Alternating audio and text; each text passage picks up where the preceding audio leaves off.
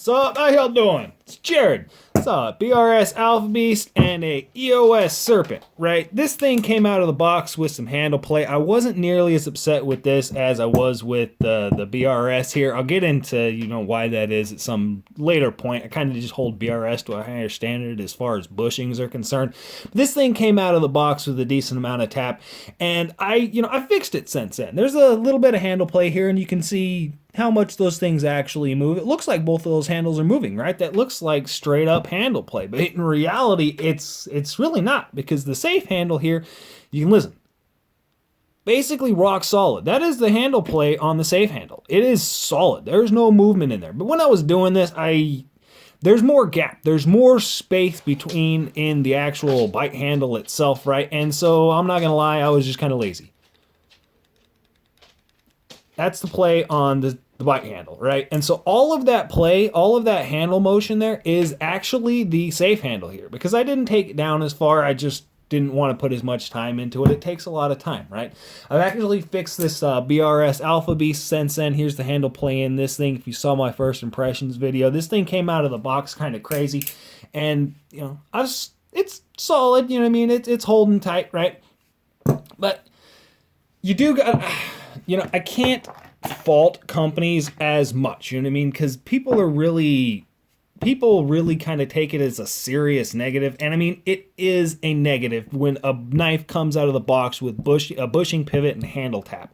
That seriously is a negative, especially from a company like BRS, right? Because BRS has the reputation that I think they should try to achieve and live up to, right? They've got that reputation out there, and I hold them up to it, right? So I was a little bit more upset about that. But in reality, right, because if I'm going to be working on both of these handles, I'm only going to be doing one of these bushings now, and I don't actually have to fit it completely. I just have to tune it up a little bit from where I left it, right? I'm just doing this for demonstration purposes. But if it takes me an hour to do this, to actually work on both handles, take them down properly, okay?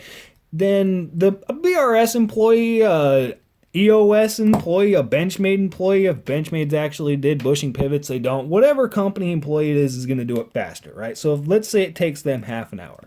Takes me an hour, takes them half an hour. They've got 500 knives they need fitted, right? That's 250 man hours that it's going to take towards actually fitting those 500 knives, right? 250 man hours. And especially for a small company, if you're a small company, you don't have that many employees running around, that's nuts. That is a lot of time. That is a lot, that's going to delay a drop. If you've got 3 people fitting bushings, that's going to delay a drop for an Alpha Beast over a month, those 250 man hours, and that's just fitting the bushings. And so it seriously is. I'm not trying to make excuses for them, because I do find it unacceptable, but at the same time, it's a lot of work. Getting these things in there, that's one of the reasons that they're expensive. A properly fitted bushing knife is going to be more expensive, because just the amount of time and effort that it takes to actually fitting these things and getting them properly set, right? And so what I'm going to do, this is the actual bushing here. You can see that I just took it out of the knife, and I'm just going to sand it down. And honestly, okay, I gotta say this. I am an advocate for taking your knives apart, right? If you got a titanium frame lock folder you paid $250 for, and you want to take it apart, you want to see what the inside of it looks like, but you're a little bit nervous because it's $250, take it apart. If you know how to tinker, you like just messing with stuff, you know how to take stuff apart, you're decently mechanically minded, something like that, just take the knife apart. Get over it, I know that feeling. I know that this knife is $300, I don't want to take it apart. I know that feeling, but once you do, you will get over it, right? I will advocate that. I will say that. However, I will not say that for something like this, unless you have proper equipment. You've got something, 1,500 grit sandpaper, 1,000 grit sandpaper is even a little bit rough. That's what people say you should use. I think that's still a little bit rough for a job like this. 1,500 grit sandpaper, 2,000 grit sandpaper, something like this medium Spyderco stone right here that I'm being extremely gentle with. you really do have to be careful with this because you can mess it up. If you take off literally a 10,000th of an inch too much, 1/10,000th of an inch too much off of this bushing is the difference between no handle play and a binded handle to where you're just running on phosphorus bronze washers because you have to take off some of the tension, right? So it's more difficult to actually work on knives, grinding on a steel bushing, something like that. I don't advocate that everybody do this. You know what I mean? You have to kind of know what you're doing. If you understand the way steel works, you understand the way steel actually grinds off, something like that. Yeah, take your knife apart, work on your bushing pivot, but it's very, very easy to make a mistake while doing this. And so honestly, I can't advocate that everybody just start taking their knives apart and sanding down their bushings. But if you're gonna do it, this is my method. This is how I do it. You can see I ran that thing on the stone just a little bit. That was not even enough. If I was sharpening a knife, that would have barely even have touched the edge, right? And so put it back on here, tighten those down. I'm not going to worry about this back screw right now. I can just kind of pinch it. See, test the handle play. See that? Still handle play. I honestly don't notice a difference. There is one. I know there's one because there's steel on my stone. You see that? I took steel off. I know that I took steel off. It's not a question. So, but I can't feel it. I legitimately can't feel a difference in that. And that's what I'm aiming for. If I can feel a difference in one time that I put this knife together to the next time that I put this knife together, you know what I mean? Because that's what this is, just taking it apart, putting it back together, taking it apart, putting it back together. If I can tell a dramatic difference, I took way too much material off of that, right? Because it's a gradual process. You want to barely be able to tell the difference every time you take this knife apart and put it back together as you're grinding actually on these bushings. You want it to be extremely gradual. Be patient. Be slow. Don't take, don't be pushed. I'm not pushing on this. I'm not using any pressure. I'm just dragging this thing literally along the stone. I'm not forcing it in there. You can hear how lightly I'm pushing it on there. And as well, this thing is round, right? And so what I'm doing, you're noticing, because I'm using a straight stone, there's multiple ways of doing this. You can use a figure eight pattern. I've actually seen people just go in a straight up and down pattern where they alternate pressure around in a circle. My method here, what I'm doing is spinning it. I'm actually moving that bushing around in a circle just gradually as I actually drag it up and down the stone. And that way it's wearing the surface evenly, right? Because if I grind off too much of one of these edges, if I grind this thing down at an angle and then I clamp these two, clamshells, the two scales here over top of it, it may alter, bend the way that the scales are sitting, and that can mess up my blade centering, right? Because you can actually damage the way that your blade is centered if you grind don't grind your bushing down evenly. So that's another mistake that you can make. You got to be really careful while doing this. I'm just going to stress that point. It's not hard, if you're just careful, you take your time, you don't rush it, just let the steel come off naturally, everything will work out. I've already messed up the orientation of these screws so many times, so I'm not even going to worry about it. That's one of the cool things about the Serpent design as well, is all the screws are the same. The back, the front, the tank, the Zen pins here, all of them. It's all the same, which is really nice. Still free floating, and oh, look, still handle play. It's a little bit less. Not quite as loud. Do it again. Take this knife apart. This is a really interesting design, this EOS Serpent here.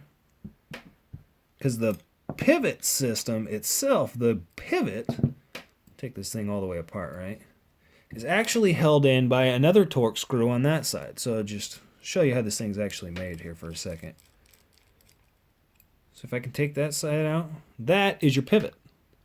And so the pivot doesn't actually sit through the knife. You know what I mean? It's not actually sitting through one of the scales like on the vast majority of designs. You know what I mean? This thing is actually threaded together. And so I can just thread this back screw in, and that will hold my pivot in place. And so I've got the Tang pin or the Zen pin here is actually set up in the exact same way. You know what I mean? Those are basically the same part. I imagine they're a bit different, in scale there. And the back section here, if you watched my review on this thing, I'd mentioned how this back spacer is oriented and how it's held into place. I think it's kind of cool. So I can pull this out, you can see that. So that little piece shelf of aluminum there has been milled out, and it actually fits up inside that hole in the scale, and that's what holds it in place. Because you've only got one screw, right? Get this thing sitting in here. I've only got one screw actually holding this backspacer in, right? And so if it wasn't set into the actual titanium scale here, it would be able to spin because it's only got, one point of contact, which I think they were originally going to do with that hole. There's another hole there which seems to serve no purpose, but it's held in by that actual scale. I think that's a really cool design. I really do like the way that this thing is set up. It's not set up quite like an Alpha Beast. I'll rip this thing apart here in a second. So I'm just going to take my stone here. It doesn't matter which side of the bushing, honestly. You probably want to work consistently on one side of the bushing. I would say that's probably a good idea. However, I've lost track on what side I was working on, so I'm just not going to. But you notice I'm just consistently moving. I'm consistently rotating my hand. So I'm not grinding this thing in a singular orientation. You know what I mean? I'm not grinding this thing only on one side. I'm just keep spinning my hand. Again, no pressure. I'm not forcing this thing into the stone. I'm just sitting it on there and dragging it back and forth. And this will take a long time. I mean, this can take you hours. I mean, especially if you've got to remove a lot of material. It took me probably about an hour to fully do that Alpha Beast right here, right? To get that thing to the point where it's sitting now probably took me a good hour. So it's a slow process. The more patient you are, the better results you're going to get.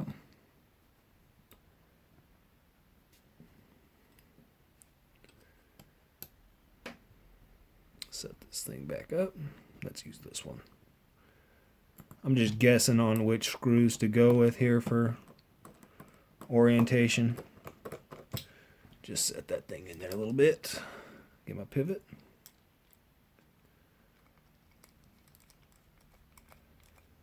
And every time I'm tightening this thing, I'm cranking both of these screws down all the way. I'm not just snugging that up. I want to know what it's like when I fully tighten this thing down. I want to get tight pressure on there so that I actually know where that bushing is sitting. You know what I mean? Because that's how it's going to be when I leave it. You know what I mean? I'm not going to just snug this thing up if it's a bushing pivot. I'm going to crank it down and let it sit like that. It helps actually hold the screw in as well.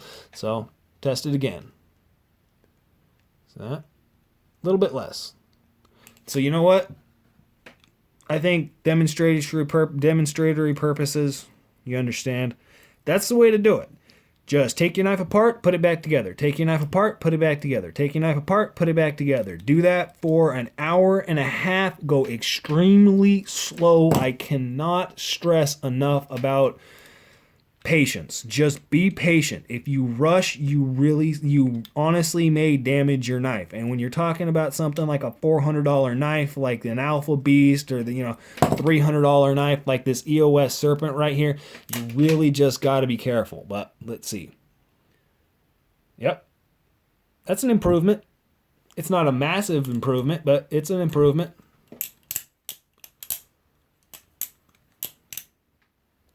Nothing. That actually feels better. Now that, yeah, that even feels better. I can feel the difference. Yeah. So it's not a difficult process. It's just something you really want to be patient with. Here's an Alpha Beast, right? Let's go with the bite handle. I'll take a little bit off of this Alpha Beast pivot too. This thing's a lot easier to deal with. The Alpha Beast here is actually a lot easier to work with because I can just take that screw out, push my pivot out. It's weird how short that pivot is for how wide this knife is. Look at that. It's a weird thing because it sits all the way inside. It's actually sitting like that because it's sunk into the thing, but it just seems so short. I can pull this whole thing out because you can see the way that this knife is actually set up. The washers themselves are sitting on top of the bushings. The bushings are actually, you wipe one of these things down here, my little cloth. But the bushing itself is actually sitting on top of the washer here. You can see that? There's a little bit of denting from me putting this thing, taking it apart, putting it back together.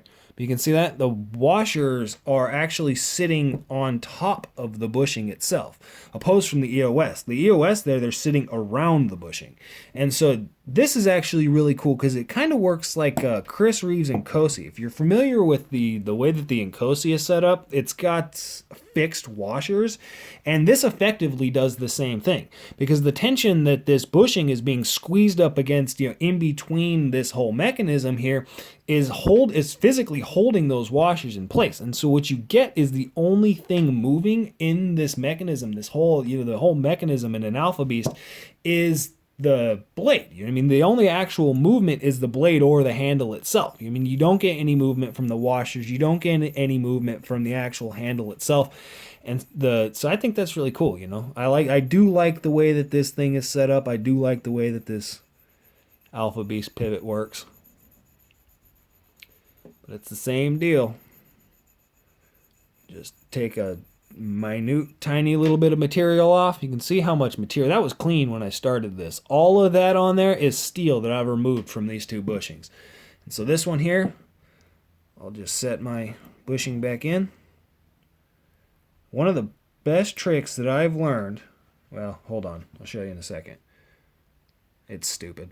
But, so what I'm going to do here, because I'm not even going to take this whole knife apart. I'm not even going to worry about the back end of this knife. I'm just going to take my little washer, set it on, put my bushing or my actual pivot through so that it's just sitting flush with that washer, right? Because that'll hold the washer in place while I slide my blade in. But you see that the bushing will actually fall out. The bushing is just loose in there. And so when you pick up the knife, right, if you're working on an Alpha Beast, you pick up the knife like that, then that'll hold the bushing in because it doesn't fall out. You can get your hand on, your finger actually under the side, and it's just so much easier to be able to get that little back in its hole. I'm going to slide my pivot in just like a fraction of an inch to hold the actual blade in place. Make sure my washer's sitting in the proper orientation on the right side here. Line it up.